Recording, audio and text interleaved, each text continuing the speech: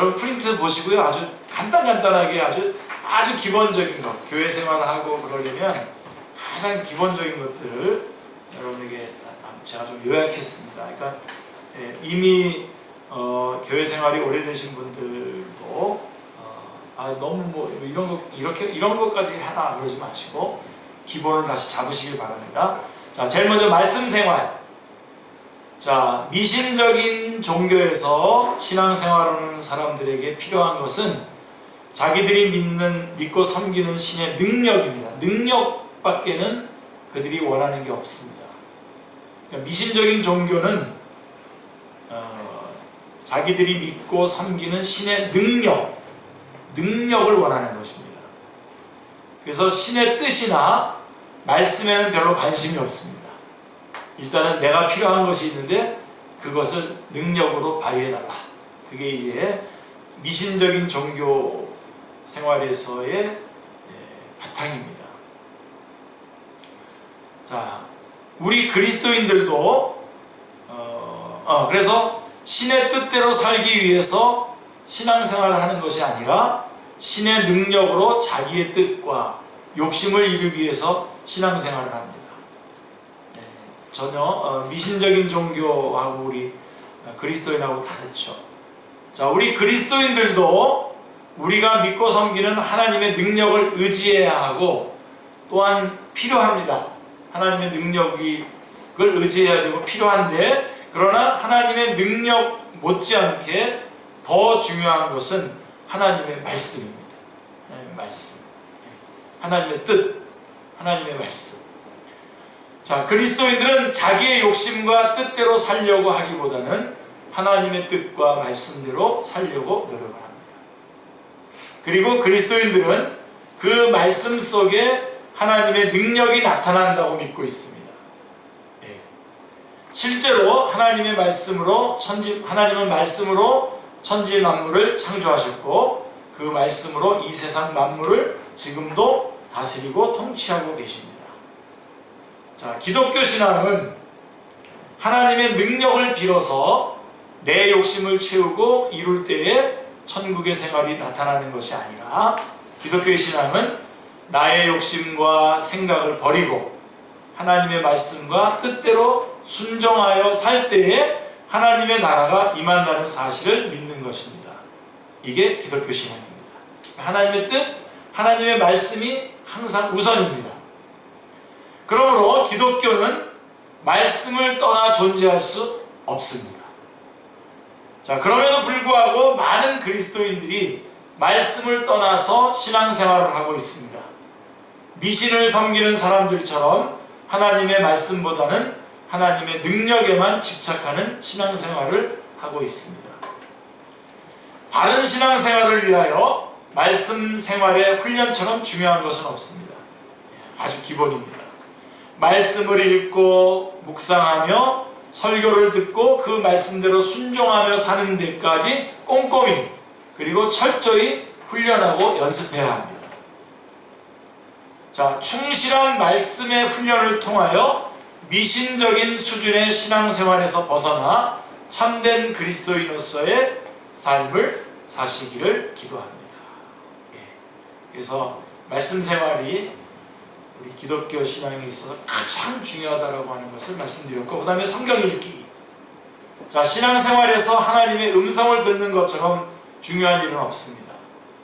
그렇죠? 하나님의 음성을 들을 수 있는 길이 여러 있을 수 있지만 가장 확실하고 정확한 방법은 성경을 통하여 하나님의 음성을 듣는 것입니다. 우리 기독교 신앙은 우리 말씀 생활에 있어서 성경을 통해서 하나님의 음성을 듣는 것입니다. 왜냐하면 하나님은 성경을 통해서 하나님이 하신 일, 구속사를 우리에게 말씀하시기 때문입니다. 그러므로 누구든지 하나님이 말씀하시는 것을 들으려면 성경을 읽어야만 합니다. 그리고 누구나 성경을 읽으면 자신에게 말씀하시는 하나님의 음성을 들을 수 있습니다. 성경을 통하여 나에게 말씀하시는 살아계신 하나님의 음성을 들으려면, 자, 다음에 몇 가지를 명심하고 실천해야 됩니다. 첫 번째로 성경을 읽을 때에 믿음을 가지고 읽으셔야 됩니다. 믿음을 가지고. 오늘 읽는 성경 속에서 나에게 주시는 하나님의 말씀이 있다는 믿음을 가지고 성경을 읽을 때에 읽는 것이 중요합니다. 나에게 말씀하시는 하나님의 음성이 들릴 때까지 읽고 또 읽을 때에 정말 하나님의 음성을 들을 수 있습니다. 그래서 믿음을 가지고 하나님께서 이 말씀, 내가 지금 읽는 말씀 속에서 하나님께서 나에게 하신 말씀이 있다라고 하는 것을 믿고 읽으셔야 되고, 그 다음에 두 번째로 제가 여러분의 우리 축제교회 성도들에게는 분명하게 말씀드립니다. 정독을 하셔야 됩니다. 성경을 정독하셔야 돼요. 다독도 좋지만, 성경은 다독도 좋지만 정독이 좋습니다. 한 말씀 한 말씀의 의미를 생각하면서 묵상하면서 성경을 읽는 습관을 들이는 것이 중요합니다. 그리고 또 중요한 건 뭐냐면 각 성경에 대한 개론을 먼저 읽고 정독을 하십시오. 여러분 그 싸움을 먼저 하셔야 돼요. 창세기가 뭐에 대한 말씀이구나 하는 것을 먼저 알고 자세하게 읽는 게 좋죠. 출애굽기, 그러면 우리 요새 출애굽기 오늘 아침에도 봤지 않습니까? 출애굽기가 무슨 내용을 말하는 거구나 라고 하고선 성경을 정독을 하시면 그 안에서 하나님이 말씀하시는 음성을, 무궁무진한 하나님의 음성을 들을 수 있습니다. 그 다음에 매일 읽어야 됩니다. 매일 읽는 게 중요합니다. 그래서 여러분들에게 제가 어떤 몇몇 분들 제가 매일 읽도록 성경 말씀을 보내주지 않습니까? 성경 말씀을 통해서 기도해서 보내주는 게 바로 그런 겁니다. 성경을 읽는 데에서 무엇보다도 중요한 것은 성경을 조금씩이라도 매일 읽는 것이 중요합니다. 그래야만 말씀의 맥이 이어지게 되고 끊어지지 않게 됩니다.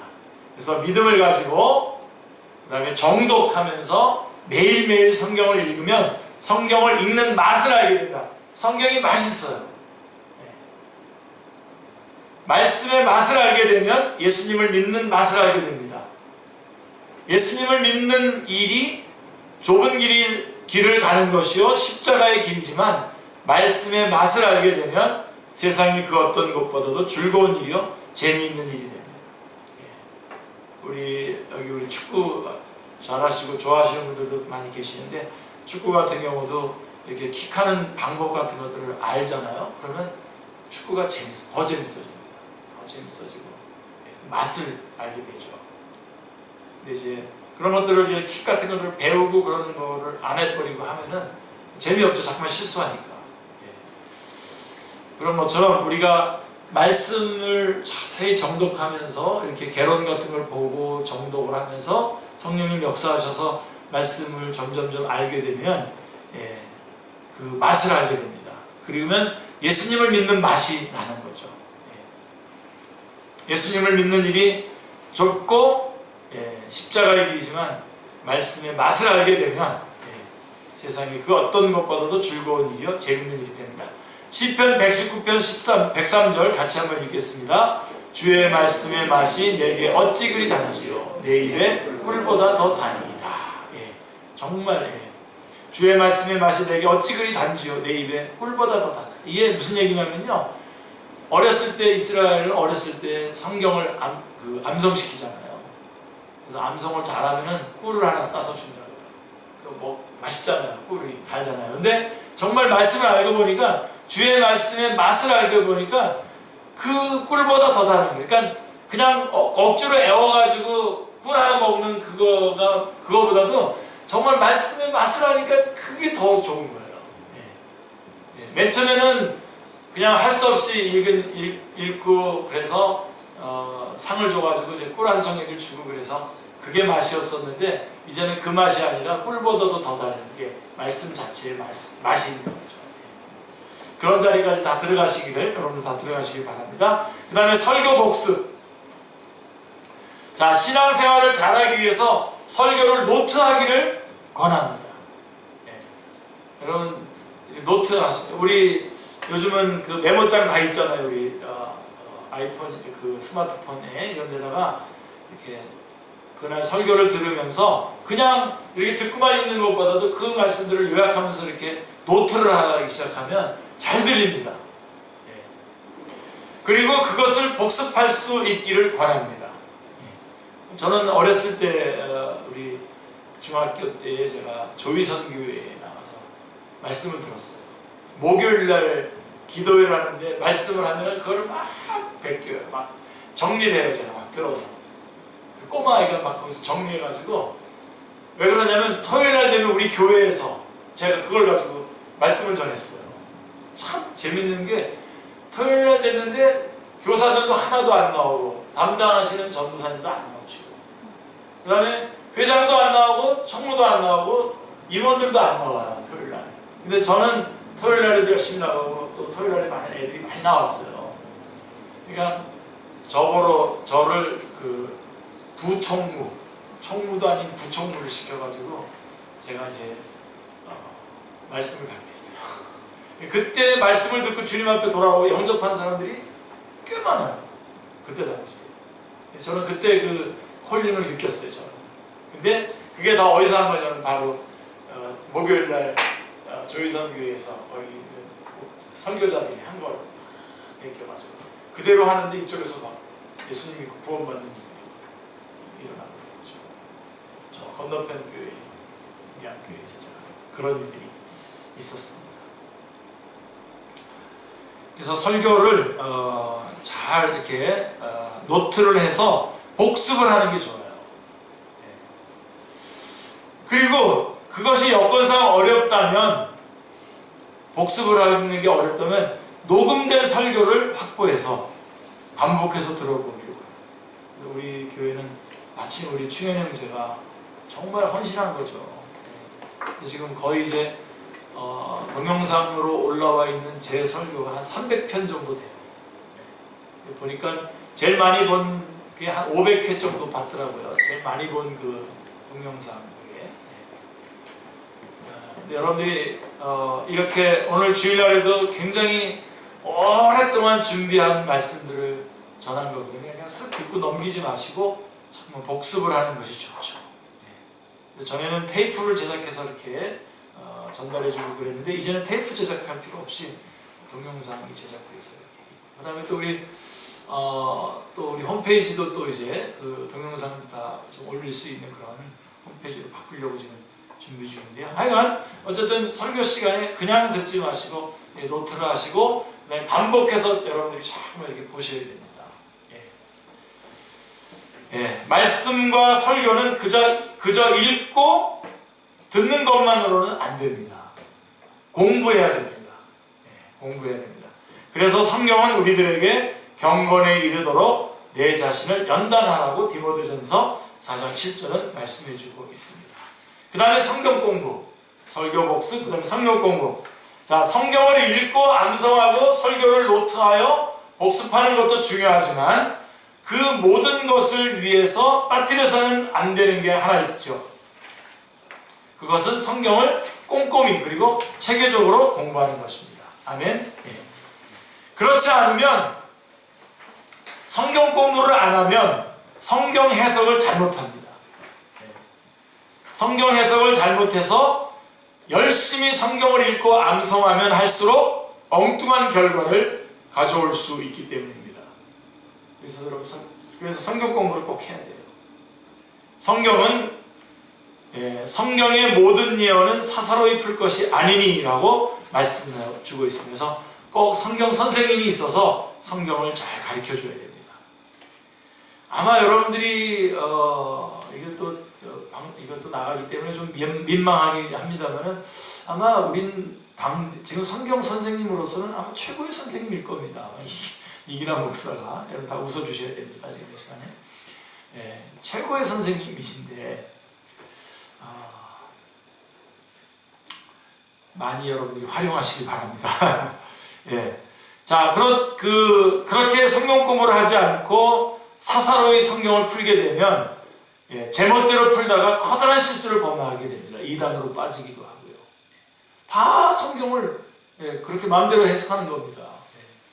얼마 전에도 제가 성경을 그렇게 해석하면 안 되고 바르게 해석해야 된다고 말했더니 그다음부터 이런 모임은 장소도 그렇고 모이기 어렵겠다고 저한테 통보를 하시더라고요. 그래서 알았습니다. 감사하죠. 자, 이단들이 범하는 오류가 바로 거기 있어요. 성경을 자기 마음대로 해서 가는 거죠.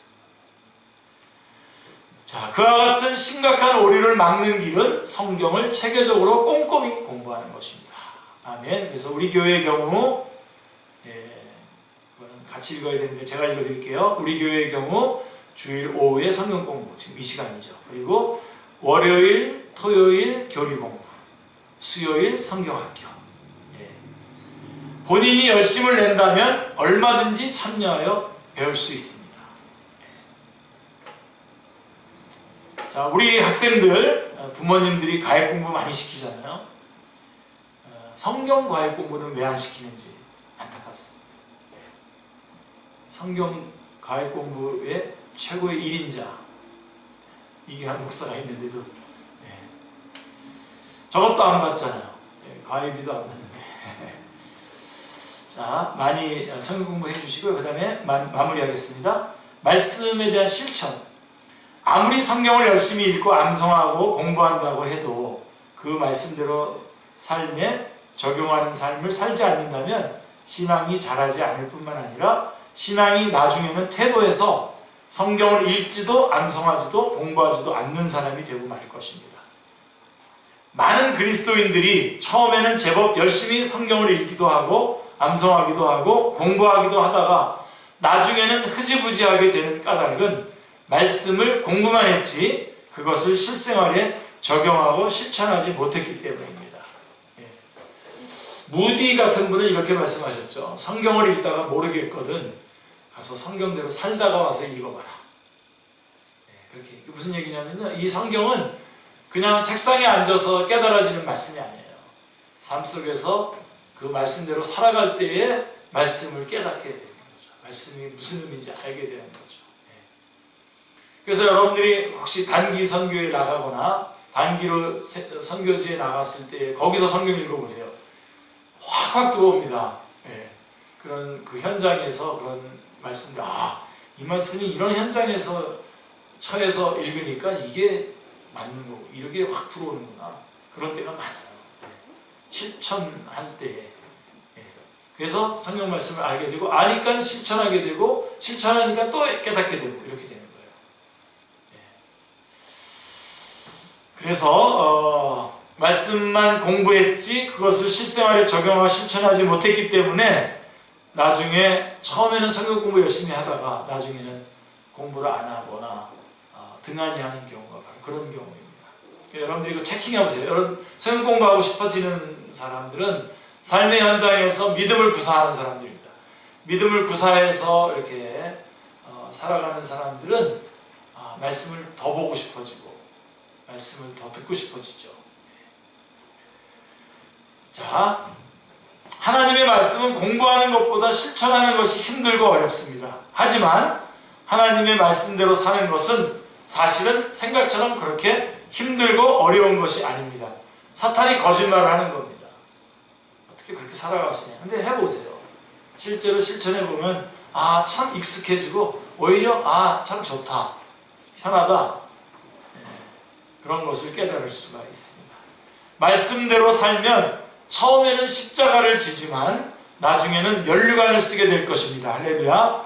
처음에는 좁은 길을 가지만 나중에는 탄탄대로를 걷게 될 것입니다. 자, 시편 34편 8절에서 같이요. 너희는 여호와의 선하심을 맛보아 알지어다 말씀하고 있는데요. 말씀을 실천하는 가운데에 하나님의 선하심을 맛보고 내주하시는 성령님의 역사하심도 맛보는 영광을 누리시기를 기도합니다. 같이 읽겠습니다. 야고보서 1장 22절 너희는 말씀을 행하는 자가 되고 듣기만 하여 자신을 속이는 자가 되지 말라. 아멘. 그래서 우리 가장 기초 훈련, 첫 번째 훈련으로서 말씀을 생활에 대해서 훈련받았고 다음 주에는 예배 생활 가지고 또 한번 저희가 공부하겠습니다. 요거는 잘들 보관하셨다가 몇 번씩 다시 읽으면서 이렇게 여러분 신앙생활에 꼭 필요하게 사용하시길 바랍니다. 기도하겠습니다.